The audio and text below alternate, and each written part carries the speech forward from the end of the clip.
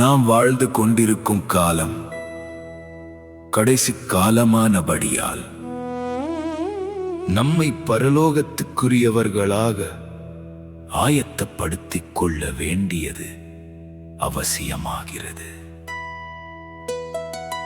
இந்நிலையில் அதற்கு தடையாக உள்ளவைகளை நம்மை விட்டு நீக்குவது மிகவும் முக்கியமாக உள்ளது. அவை யாவை?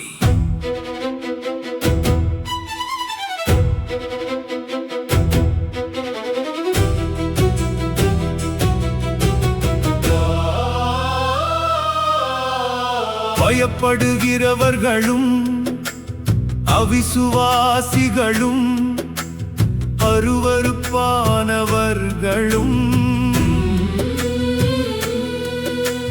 கொலைபாதகரும் விபசாரக்காரரும் சூனியக்காரரும்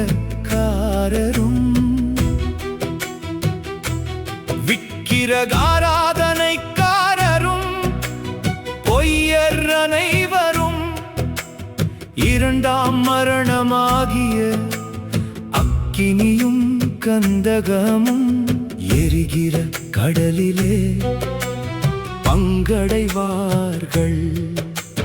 சூனியக்காரர் அக்கினி கடலிலே பங்கடைய காரணம் என்ன?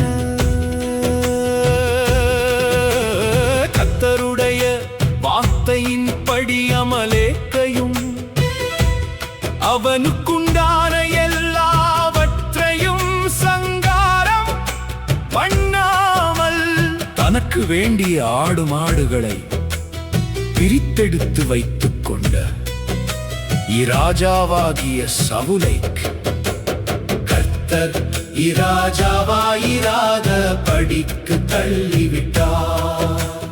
இரண்டகம் பண்ணுதல் வெள்ளி சூனிய பாவத்துக்கும் முரட்டாட்டம் பண்ணுதல் அவபக்திக்கும் விக்கிரகாராதனைக்கும் சரியாயிருக்கிறது. இரண்டகம் பண்ணுதல் பில்லி சூனிய பாவத்துக்கு இணையானது. கீழ்ப்படியாமை ஆவிக்குரிய வீழ்ச்சியானது.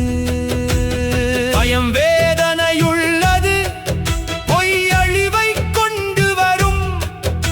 பொறாமையின் ஆவியினால் தாவீதை கொலை செய்ய வகை தேடினான்.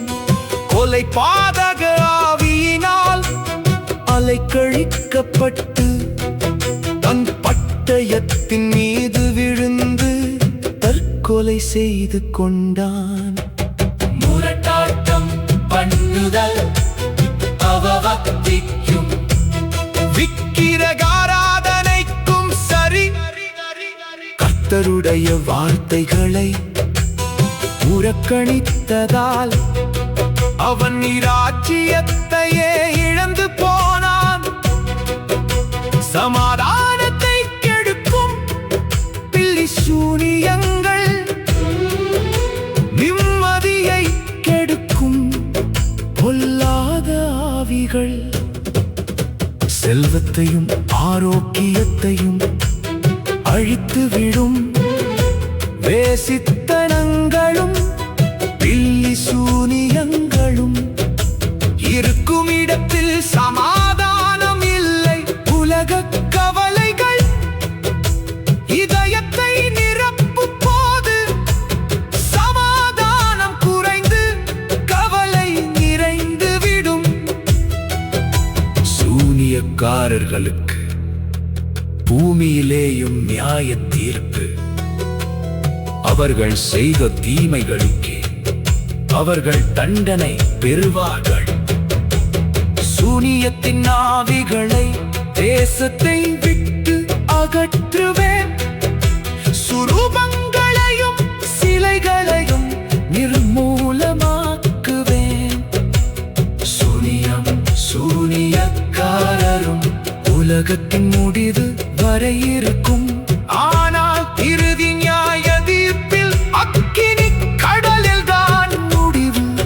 கர்த்தர் பரிசுத்தத்தை விரும்புகிறார்.